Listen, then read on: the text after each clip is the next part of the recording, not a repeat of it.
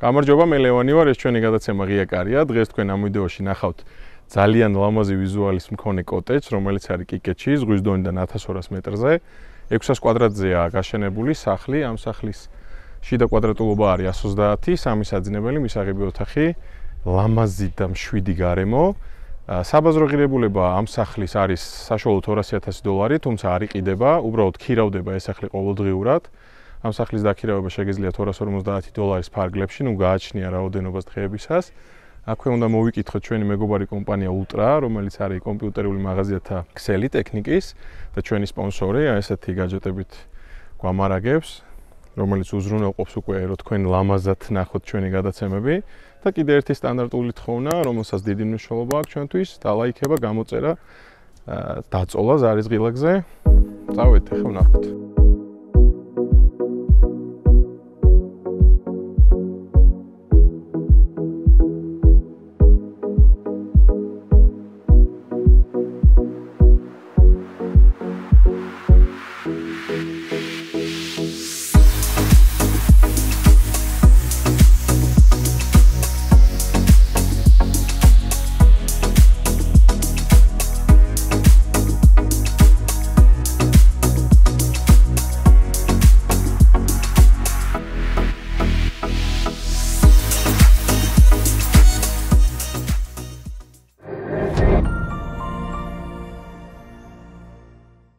ვაკო, მოდი შემოდი დაგათვალიერებინებ სახლს.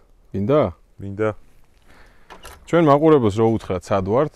წეგან ვახსენეთ რომ ვართ კიკეთში, ზღვის დონიდან 1200 მეტრზე. ეს არის აი ამ სახლისთვის განკუთვნილი პარკინგის ადგილი, რომელიც ვფიქრობ რომ საკმაოდ ჭკვიანურად არის მოფიქრებული და არ გიწევს რაღაცა დათმო შენი კვადრატულობა. ლამაზად შემოდიხარ და აპარკინგებ. სხვათა შორის ძალიან დიდი თოვლი იცის, ჩვენ და გასაკვირად აღმოჩნდა რომ მეტრ-ნახევარი თოვლი უწევს და ზუსტად მაგისთვის არის აი ეს კოტეჯი განკუთვნილი, რომ ბუნებასთან კონდეს მაქსიმალურად ჰარმონია, ბუნებასთან იყო მაქსიმალურად შერწყმული და ვფიქრობ რომ უკვე ტრენდულია და შეძლებიდან გამომდინარე აუცილებლად ადამიანმა უნდა მიიღოს ეგ გადაწყვეტილება, რომ ესეთი ვიზუალურად ძალიან ლამაზი და ესთეტიური კოტეჯი კონდეს. ტექნიკურ ნაწილს რო შევეხოთ, დაახლოებით 20 სანტიმეტრის დიამეტრის ხის მორებისგან არის შეკრული, რომელიც არის იმპორტირებული, შემოდის საქართველოში და რაც არ უნდა გასაკვირი იყოს, კარგად უნდა გაიაზროთ ეს. ესე იგი, როდესაც ამოიჭრება ეგრეთ წოდებული კატლავანის საძირკველი, აი ამ ადამიანს, ვინც არის მესაკუთრე და ვისი მიმდინარეობაც არის ეს საქმე, შეუძლია ზუსტად 10 დღეში ეგრეთ წოდებული შავი კარკას ცოტა უცნაურად ჟღერს, მაგრამ დაგიმთავროთ და მიიყვანოს იმ კონდიციამდე, როდესაც თქვენ უკვე შეძლებთ თქვენი გემოვნებით იქ აფელის, მეტლახის, გათბობის და რაღაცების შერჩევას. 10 დღე ჭირდება უბრალოდ ადამიანს. რაც შეეხება ეხა ამ ნაწილს, ხო? 600 კვადრატია ვახსენეთ. 600 კვადრატში ჩვენ გვაქვს ერთი ესეთი კარგი გასართობის სივრცე სიამოვნებისთვის, რა თქმა უნდა, შეგიძლია გამოხვიდე ოჯახის წევრებთან ერთად, მეგობრებთან ერთად. მიიღო სიამოვნება, განტვირთვა. ვფიქრობ, რომ ზამთარშიც ერთ-ერთი ძალიან ლამაზი ადგილი იქნება, როცა დათოვლილი იქნება, სურათი გვაქვს და საინტერესო იქნება შედარება, როგორი იქნება ზამთარის და ზაფხულის აი ეს კურორტი. რეალურად კიკეთს კურორტს დავარქმევ, იმიტომ რომ საბჭოთა კავშირის დროს ეს სხვადასხვა დასახლებები იყო მაგისთვის, მაგიტო შექმნილი ხელოვნურად. მაგალითად, აი ამის უკანა ნაწილში, ამ სახლის უკანა ნაწილში ბერიას დედა ცხოვრობდა, რომელსაც ჰქონდა გულის და გულსის დაავადებები და კიკეთში ეგეთი ჰავა, ეგეთი ნისლი იცის საოცარი და ადამიანების უმეტესობა, რომლებმაც იციან ეს ყველაფერი, ამოდიან და აქ ზუსტად მაგიტო ქირავენ, ყიდულობენ, სეზონიდან სეზონამდე იღებენ ამ ყველაფერს. სანამ შევალთ ერთი სიტყვით მინდა შევეხო ღიაღობების პრინციპს. ჩემთვის ყოველთვის ასოცირდება ძალიან კარგ სამეზობლოსთან და სამეგობროსთან, როდესაც თითქმის დასამალი არაფერი არ გაქვს და მეგობრობ იმ ადამიანთან, რომელიც შენს გვერდით ცხოვრობს და შენთან ერთად ამ აურას იზიარებს, მაგისთვისაც არის ზუსტად ესეთი ღიაღობები რა. ადრე უფრო იყო ჩემი აზრით, ადრინდელ საქართველოში ეს პრინციპი სამეზობლოს, ეხა სამწუხაროდ დაიკარგა, მაგრამ ამ ქუჩის საყოლებაზე ლევანტი ბევრს ღიაღობე და საკმაოდ საინტერესო. ხო, აი ეხა აქ არის მიწისნაკვეთი დარჩენილი, აქაც როდესაც აშენდება, აქაც ღიაღობეს ფიქრობენ და აი გამოდის, რომ როდესაც თქვათ მარტო ხარ ან ცოტა გინდა რომ გახალისდე, გვერდით სამეგობრო და სამეზობლო გაძლევს მაგის შესაძლებლობას, რომ გადმოგძახებს იქიდან. მოდი რაღაცა თითო ჭიქა ავწიოთ, ან დავილაპარაკოთ, ან ყავა დავლიოთ, ან ჩაი დავლიოთ, ან რაღაც ასე შემდეგ. და სხვათა შორის თბილისთან შედარებით მით უმეტეს ზაფხულში არის დაახლოებით 10-12 გრადუსი განსხვავება, რაც არ უნდა უცნაურად ჟღერდეს, ეხლა კიკეთში მაცხოვრებლები დააკომენტარებენ, იმედი მაქვს. პლუს ამას, იმის მიუხედავად, რომ პატარა სახლი 120-130 კვადრატი დიდად არ მოისაზრება, საკმაოდ ბევრი სათავსო აქვს, აი ამის ქვემოთ, ამ ვერანდის ქვემოთაც შეგიძლიათ ისეთი ნივთების შენახვა, რომელიც არ გინდა რომ მაინც და მაინც თვალში გეჩხირებოდეს და დატოვებული გაქვს ისეთი ნივთები, რომელსაც იყენებთ. ეს ვერანდა ხო ზუსტად მაგისთვისაა განკუთვნილი, რომ ეს უნდა გამოიყენო. აი აქ პატარა გამათბობელი, პლედი, დილით ადრე უნდა ადგე, მით უმეტეს თუ შესაძლებლობა იქნება თოვლიან ამინდში რომ ამოხვიდე, პლედი უნდა მოიხვიო, წიგნი, ჩაი ან ყავა, ნუ ეხა ეს გემოვნების ამბავია, დილით არ ამგონია ღვინით დაიწყოს ვინმე. და ესეთი ულამაზესი ადგილი დატკბე რა. ანუ კვადრატულის ფასი საშუალოდ აქ საერთოდ კიკეთში ძალიან გაიზარდა რა, სადღაც 300-400%-ით გაიზარდა. საშუალოდ შეიძლება იყოს კიკეთში $50 ზემოთ, მაგრამ აი ამ ადგილას საშუალო ღირებულება არის $100. შიგნით არის ჩემთვის ახლა საინტერესო, რამდენად შეეხამება და შეერწყმება გარე ვიზუალი, შიგნით რეალურად რაც ხდება და რა სიამოვნება შეიძლება მოგვაროს აი ამ ყველაფერმა რა. წამ.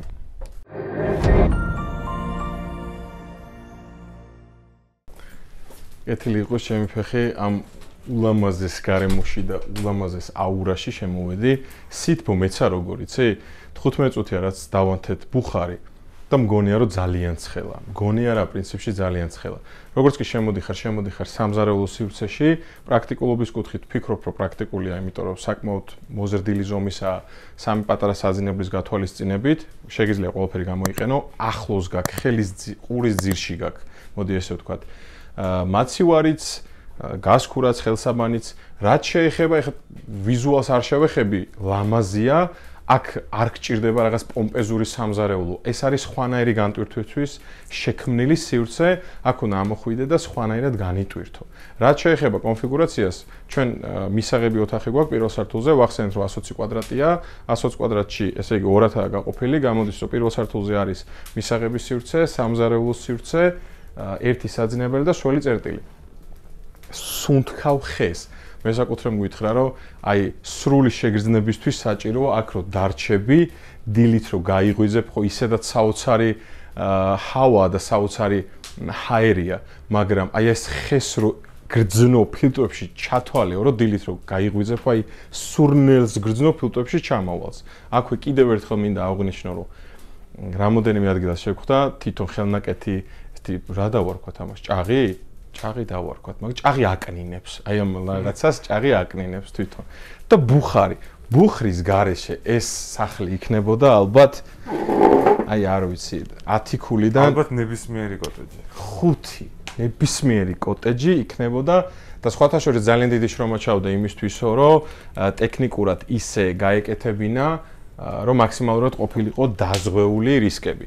და ძალიან მაგრად გამოუვიდა, თვითონ ვიზუალი ძალიან მაგრად გამოუვიდა და ხელს რომ მიადებ ცივია. ეგეთი რაღაცა. რო გაიაზრო, შიგნით ისეთი სითბოა და გარედან ცივია და ნუ ტექნიკურად კარგადაა შესრულებული. სველი წერტილი გვაქვს აქეთ უკვე, აი ეს ჩამთველებზე მინდა კიდევ თქვა, რომ ნუ ტექნიკურად შეუძლებელი არის ხეში ახლა კი შეგიძლია გააკეთო, მაგრამ ვიზუალურად ძალიან მომწონს და სიძველის ელფერს ინარჩუნებს. სველი წერტილი დაახლოებით 4 კვადრატი, თუმცა გამოყენებადია, საშხაპეა შენთვის, აქ შეგიძლია შემოხვიდე, მიიღო შხაპი, უნიტაზი, ხელსაბანი, მეტი არ გჭირდება. აი ეს პომპეზურობისთვის არ არის ჩემი აზრით გათვლილი ეს კოტეჯი, არ არის იმისთვის, რომ ვილეროი და ბოხის უნიტაზი და რაღაცები გედგას და სამზარეულო დაგიჯდეს 40,000 евро. აქ ეს რისთვის არის? ძილს უთმობ იმ დროს, რა დროც რეალურად ჭირდება, დაწვევი დაიძინებ.